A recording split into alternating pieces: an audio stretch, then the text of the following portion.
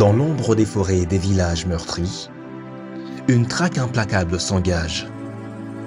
Forces de sécurité et population unies, déterminées à mettre fin au règne de terreur de la milice Mobondo. Nous avons d'abord sensibilisé la population, leur montrer l'inconvénient de l'insécurité.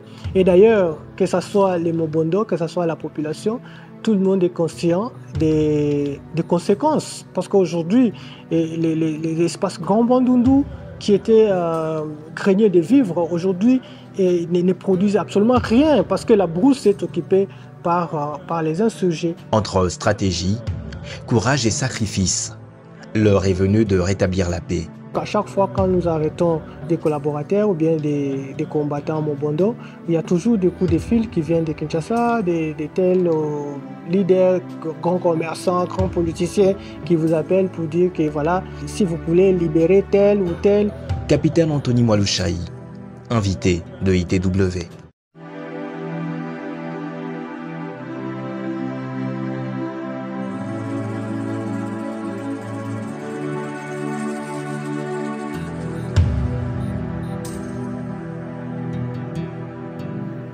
On dit souvent que la guerre est facile quand on connaît son adversaire. On ne peut pas s'engager dans cette guerre si on n'a pas l'historique de ce mouvement Mobondo. D'ailleurs, d'emblée, je vais vous dire que Mobondo en soi n'est pas un nom d'une personne. Mais Mobondo, c'est un nom de la fétiche. C'est ce qu'on appelle Mobondo. C'est une sorte de fétiche qui rend quelqu'un invulnérable. Invulnérable dans le sens que même la balle a du mal à entrer dans son corps. C'est ça le nom Mobondo. Alors, pourquoi il y a un groupe de gens qui ont pris les armes et qu'on appelle aujourd'hui Mobondo?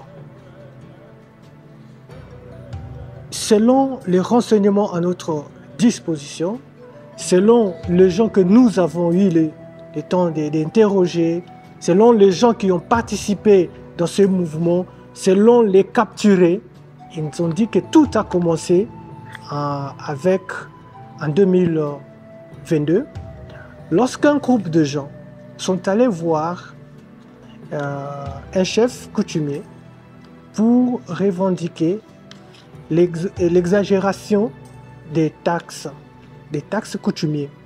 En fait, quand vous arrivez dans le Bandundu, pour faire le chant, par exemple, on vous donne l'espace. Si vous sollicitez l'espace, on vous donne. Et on vous donne la condition, c'est que vous allez donner le revenu. Vous allez donner le pourcentage au chef coutumier. Parce que le chef ne travaille pas. Parce que le chef ne vit que grâce aux taxes ou bien aux revenus que les cultivateurs donnent. C'est comme ça que la population a vu que les taxes est passé d'un sac à 100%, à 50%. C'est-à-dire, au début, on donnait quelque chose de 10%, mais aujourd'hui, selon eux, ils sont arrivés jusqu'à 50%. Ils sont allés maintenant pour négocier avec le chef si on peut rabaisser.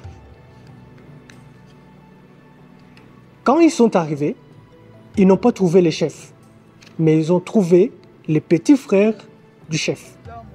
Et c'est le petit frère du chef qui, selon lui aussi, les gens là sont venus et ont commencé à le menacer. C'est comme ça qu'il a fait sortir son calibre 12 et il a tiré sur la foule. D'un coup, il y a eu un mort. Alors, la foule était en colère pour dire comment nous sommes venus pour négocier, pour voir notre chef, mais son jeune frère tire sur nous. Ah là, c'est une déclaration de guerre. C'est comme ça qu'ils sont allés voir le féticheur pour solliciter les cris-cris qu'on appelle Mobondo. Et les chefs, les féticheurs à exécuter, à donner les cris, et tout a commencé là. Le phénomène Mobondo est un phénomène qui m'échappe, ne connaissant pas comment il est organisé.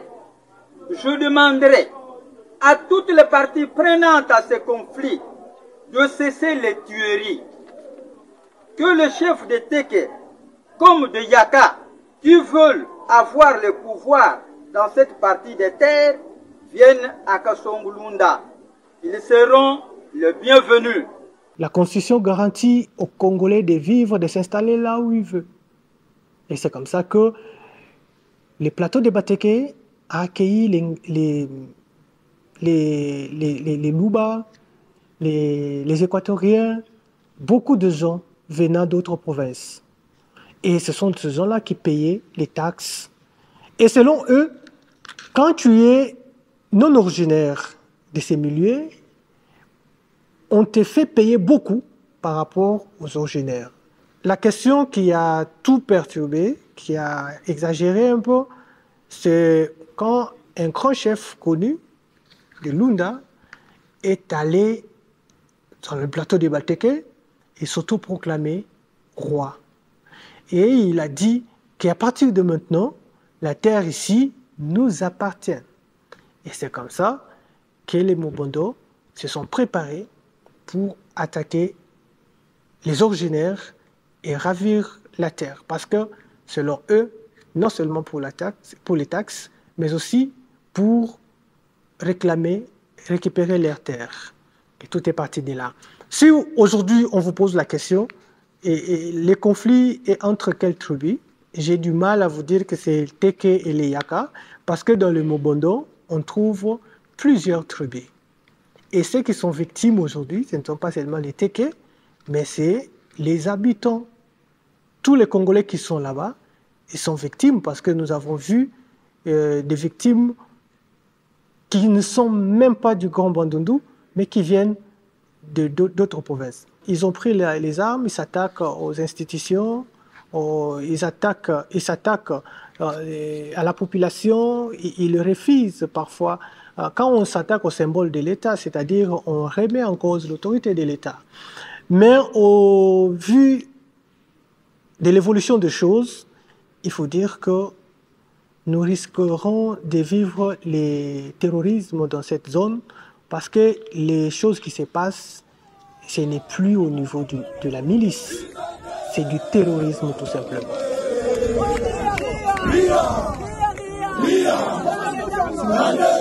Nous avons vu les gens être rassemblés dans une maison, la maison être brûlée et les gens calcinés. Nous avons pu sauver les dames, nous les avons emmenées dans des structures sanitaires, par exemple à l'hôpital de référence des Kwamut, là où nous avons amené. Nous avons vu les gens être obligés de manger le cœur, la chair humaine de leurs membres de famille. Nous avons vu les gens boire le sang humain. En soi, les Mobondo est déjà au-delà de ce que beaucoup imaginent. Ce n'est plus une simple milice. Je pense qu'au niveau stratégique, on est en train d'étudier, de voir comment requalifier cette menace. On a exagéré, on est allé au-delà. Voilà pourquoi nous avons été à Kwamut pour faire ce travail, pour traquer, pour donner la paix à notre population. Le phénomène Mobondo, c'est le résultat de la négligence, permettez-moi le terme, de la gestion de la situation des conflits des terres qui datent des années. Il y a plusieurs conflits. Il y a des conflits de pouvoir coutumiers. Nous avons trouvé dans d'autres villages, comme le village Buntsele, où il y a deux chefs du village, deux chefs. Mais les chefs-là, ils sont de même famille. C'est l'enfant de l'oncle maternel et l'enfant de l'oncle paternel qui se disputent le pouvoir. Et ça, c'est vraiment un problème sérieux. Là-bas, pour avoir le pouvoir coutumier, il faut être 100% congolais, 100% originaires de là. Mais il y a des chefs coutumiers qui ont 3, 4 femmes qui ne sont pas originaires de là. Il y a des enfants nés de mères, par exemple, nés Congo, des habitants du Congo central, les enfants d'une mère kassaïenne, mais dans la loi, selon eux, dans leur coutume, il faut que l'enfant ait le 100% de son sang tiré de ce village. Alors, maintenant, quand les enfants qui sont 50-50 grandissent et ils réclament, selon eux, parce que là-bas on les appelle des princes, et ils constatent que les vieux ne veulent pas nous donner le pouvoir, ils vont faire quoi? C'est un autre conflit qui est en gestation. Il y a les conflits des terres. Aujourd'hui, les gens sont en train de réclamer des terres. Les terres appartiennent à l'État, parce que c'est ce que dit la Constitution. Les sols et les sous-sols appartiennent à l'État. C'est ça la loi Bakajika, si je ne me trompe pas. Et nous avons des gens qui ont vendu des terres. Et nous avons vérifié, nous avons trouvé quand même, oui, il y a d'autres endroits, les chefs ont vendu des terres. Maintenant, en cultivant, en exerçant, en implantant par exemple des fermes, on trouve que la terre produit mieux qu'ailleurs. Maintenant, les chefs qui avaient déjà vendu la terre veulent maintenant réclamer cette terre. Ça, c'est un problème aussi.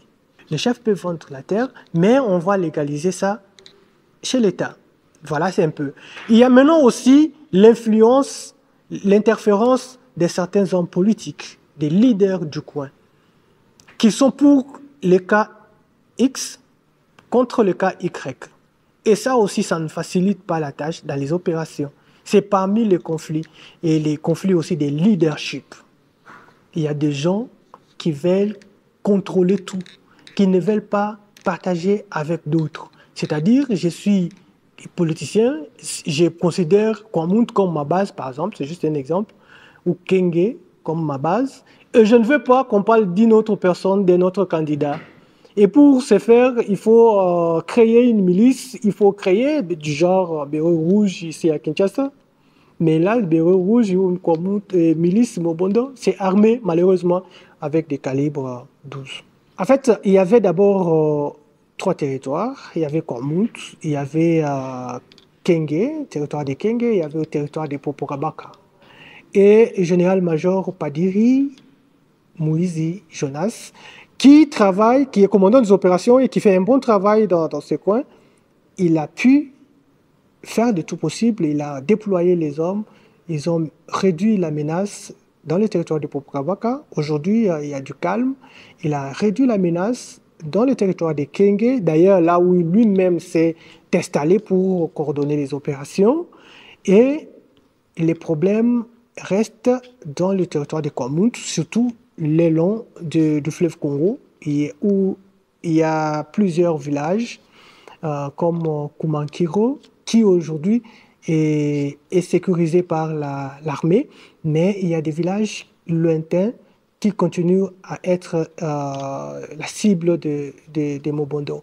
La menace qui était sur le fleuve Congo a été réduite au moins à 80% grâce au commandant, au général de brigade Moyo Rabi Richard, qui a dirigé les opérations parce que sur le fleuve Congo, les Mobondo dérangeaient même les gens qui prenaient des baleinières sur le fleuve Congo pour aller à l'Équateur, à Kisangani, voire même prendre la direction du Kasaï. Si je peux parler, le bilan humain, c'est depuis le début des opérations jusqu'à aujourd'hui, nous avons eu la chance de récupérer plusieurs centaines de calibres 12. Mais malheureusement, ils continuent à les fabriquer eux-mêmes là-bas. Nous avons récupéré des armes de guerre militaires dans les cinquantaines. Et du côté des Mobondo capturés, nous avons 235 Mobondo que nous avons capturés et qui sont aujourd'hui dans les instances judiciaires militaires en train de répondre de leurs actes. Nous ne pouvons pas compter les nombres de Mobondo que nous avons, de combattants insurgés que nous avons neutralisés dans ces opérations, mais il faut parler aussi les nombres très importants, des victimes de la population qui était kidnappée par les insurgés, qui étaient prêtes à mourir, mais sauvées par justesse, par notre armée. Et aujourd'hui, nous avons au total 93 Congolais libérés dans le maquis, dans les bases des insurgés Mobondo. En fait, nous avons l'approche globale qui consiste à impliquer d'abord la population elle-même dans ces opérations, parce que sans l'appui de la population, sans l'apport de la population, nous ne pouvons rien faire. C'est pourquoi nous avons mené des campagnes de sensibilisation dans les 3 provinces qui constituent les Grands Bandundu. Il faut dire aussi que l'opération Ngemba, ce n'est pas seulement dans le Grand Bandundu. L'opération Ngemba, c'est aussi dans la commune de Maluku, c'est à Mongata, et commandé par le commandant 14e région militaire ici à Kinshasa. L'opération Ngemba, c'est aussi les territoires de Kimvula, dans le Congo central, et commandé aussi par le général Bob, le commandant 12e région militaire. Voilà, et parmi notre stratégie, c'est aussi la communication. Nous communiquons beaucoup avec les étudiants, avec les intellectuels, avec les cultivateurs, avec toutes les couches de la population, et nous comptons en faire autant. Nous encourageons les Mobondo qui sont en brousse de rentrer, et grâce à notre sensibilisation, nous avons déjà des appels en provenance de la brousse, parce que nous avons donné notre numéro. Ils continuent à nous appeler et à nous garantir qu'ils vont d'ici là sortir. Ça, c'est au niveau militaire. Et quand ça ne marche pas, on utilise les bâtons. Les bâtons, c'est notre meilleure façon de faire pression aux gens qui ne veulent pas trouver la paix à l'amiable. On chicote à un certain moment, parce que même la Bible, qui aime bien, châtie bien. Quand on aime, on te met la pression, ce n'est pas parce qu'on ne t'aime pas. On t'aime, on veut que tu ne continues pas à tuer tes semblables, parce que ceux qui perdent leur vie, ce sont des Congolais, et il n'y a pas un Congolais supérieur à l'autre. Ndeko bateke nyonso oyo alingi azonga na mboka na ye azonga na mboka na ye. Pamba te baye oyo babandaki kobanga ou bien kobangisa na kati ya zamba, nous on a essayé ya kosolola na bango yeyo. Bandeko bayaka bambala bandimi message ya mokonzi ya mboka ya paix. Et puis nazo senga pe na bamfumu ya bateke aussi bapesa message ya paix. En fait, nous avons déjà des informations et que nous sommes en train de travailler là-dessus. Nous avons des informations qui font état de quelques leaders du milieu qui sont à Kinshasa, qui sont à l'étranger, qui continuent à financer, qui continuent à appuyer avec des munitions de calibre 12 les mouvements, donc la logistique. Et dans la population, c'est la guerre asymétrique, l'ennemi est hybride. Nous sommes en train de collaborer avec la population, mais nous avons constaté aussi qu'il y a certains collaborateurs de ces mouvements qui sont dans la population et qui donnent les positions des militaires à chaque mouvement, et aussi qui apportent l'appui logistique aux insurgés comme médicaments, comme sel, comme huile qui viennent de Kinshasa, qui viennent des agglomérations. En fait, nous sommes en train de travailler là-dessus, et le premier rapport, nous avons déjà donné avec les noms des individus, parce que ces gens-là, c'est pas aujourd'hui, demain, mais qui s'attendent qu'ils seront arrêtés et déférés devant la justice. Si nous avons l'honneur de vous donner tous ces bilans, c'est grâce à l'appui de la population.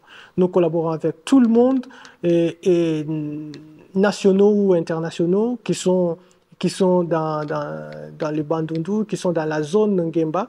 En tout cas, la population nous aide dans son ensemble et collabore très bien avec notre armée. Mais les traîtres ne manquent jamais, que ce soit du côté armée, que ce soit du côté police, que ce soit du côté population. Nous avons vu beaucoup de choses où nous avons arrêté un soldat qui a essayé de rejoindre les Mobondo. Essayé, d'aller en brousse et rejoindre Mobondo. Mais si vous me demandez aujourd'hui que les messieurs est du coin Teke ou Yaka, non, mais il n'est même pas là. C'est un Kassaïen, tu vois. Mais un Kassaïen qui a l'audace d'abandonner la tenue pour rejoindre l'ennemi, c'est trop grave. Et nous avons arrêté le monsieur, mis à la disposition de la justice. Nous avons également des gens qui collaborent avec l'ennemi dans les services de sécurité, comme la police. Je viens de le dire. Et vous savez que la majorité de la police aujourd'hui, comme dans la politique la police des proximités, on recrute souvent dans le milieu. Alors, maintenant, ça dépend de tes sentiments. Il y a certains policiers qui préfèrent collaborer avec l'ennemi directement qu'avec l'armée. Première difficulté, c'est d'abord les infrastructures routières. Nous avons un problème sérieux avec les routes pour acheminer notre logistique dans les coins où se trouvent nos soldats. Donc, ça, c'est la principale difficulté. La deuxième difficulté, c'est que les gens préfèrent prendre les images de la progression de l'armée au moment où nous opérons. On diffuse ça sur les réseaux sociaux et ça aide l'ennemi à changer sa position et ça n'aide pas la continuité des opérations. D'autres difficultés aussi, c'est des populismes qu'a certains politiciens du coin en faisant des déclarations dans les médias, condamnant l'armée à tort et à travers et sans maîtriser la réalité du terrain. Mais dans le souci seulement de se faire remarquer, important, malheureusement, sur le sang des innocents. Donc, je tiens à rappeler à ces gens, à ce type de politiciens, que nous sommes une armée républicaine et tout ce que nous faisons sur base de la Constitution. C'est notre mission, c'est une mission régalienne. Donc, nous ne sommes pas une rébellion qui fait du n'importe quoi. Nous sommes là, nous respectons les droits internationaux humanitaires. Nous avons soigné beaucoup de gens que nous avons trouvés malades. Nous avons aidé beaucoup de gens à rentrer dans leurs milliers et déplacés, bien sûr. Alors, pourtant que du côté ennemi, nous avons trouvé même les enfants qui sont recrutés et qui sont exploités sexuellement. Et voilà. Donc, ce sont des comportements des rebelles que nous ne pouvons pas faire. Dire que l'armée est en train de tracasser la population, non. Mais dire qu'il y a un soldat qui a tracassé la population, oui, parce que les brebis galeuses ne manquent pas. Et je vous rassure que tous les cas apportés au commandant, nous avons transféré certains soldats qui se sont mal comportés à la justice militaire. Pour éviter cela, nous avons d'abord sensibilisé la population, leur montrer l'inconvénient de l'insécurité.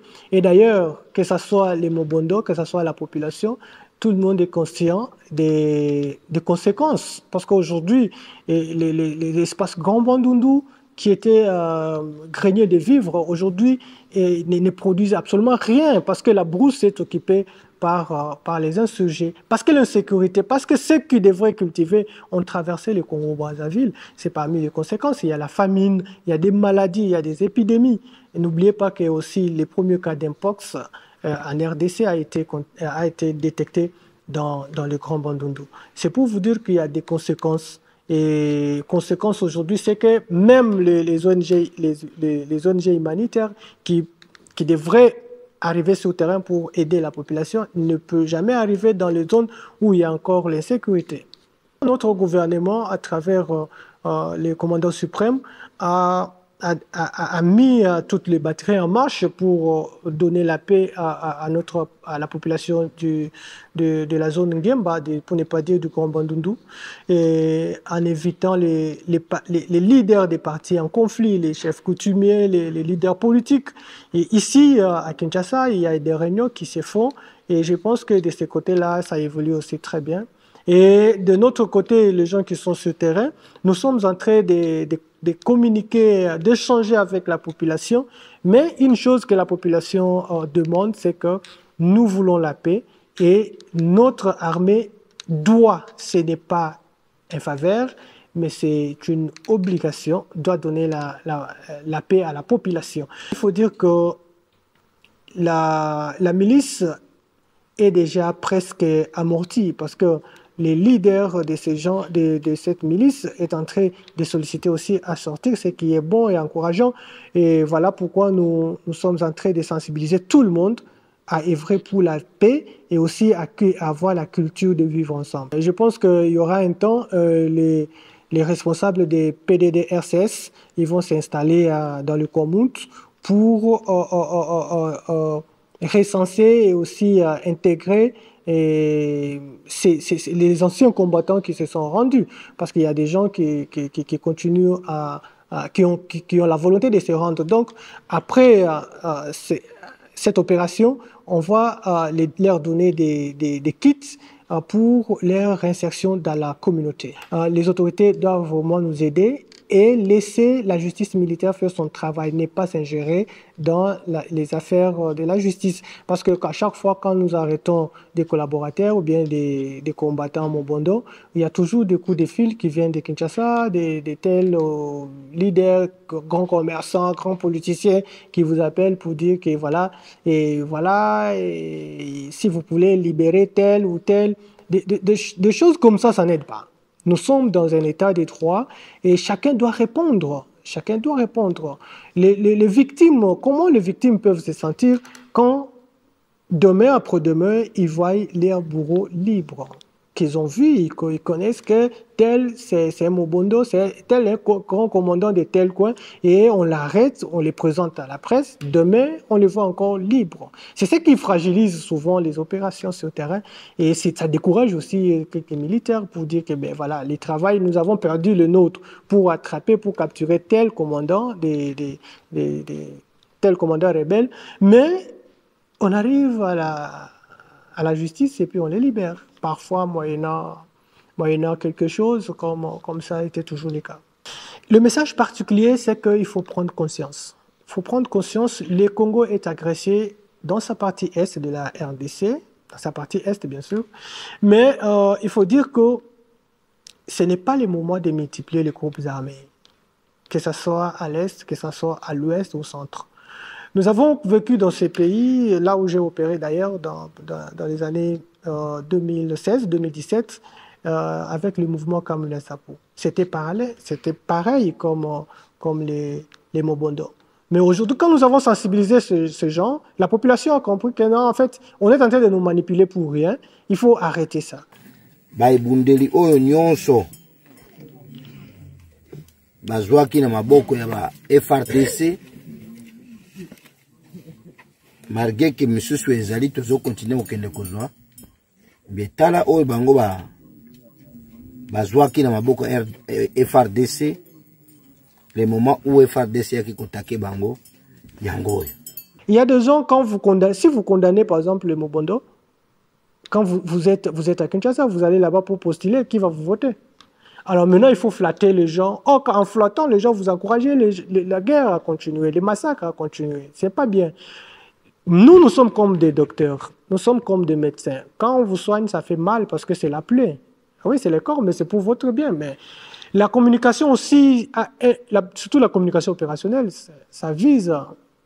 Et quand nous communiquons, ceux qui sont impliqués dans cette guerre, ceux qui s'y trouvent, ceux qui ont l'avantage, ils ne sont pas contents de notre communication. Ils vont passer pour nous contredire, parce que c'est là où ils se retrouvent. Donc, le message est que tout le monde arrive à faire ce qu'il doit faire dans une société. Les militaires doivent travailler comme militaires, les politiciens comme politiciens, ne pas s'ingérer dans les actions militaires, laisser les militaires faire leur travail, laisser la justice également, mais c'est à la fin des opérations que vous pouvez accuser tel officier pour avoir commis telle bavure et l'instance habilitée, c'est la justice, c'est l'auditorat. Vous déposez votre plainte. Mais en pleine opération, vous commencez à décourager les officiers, les soldats qui sont engagés dans les opérations. En tout cas, ça n'aide pas.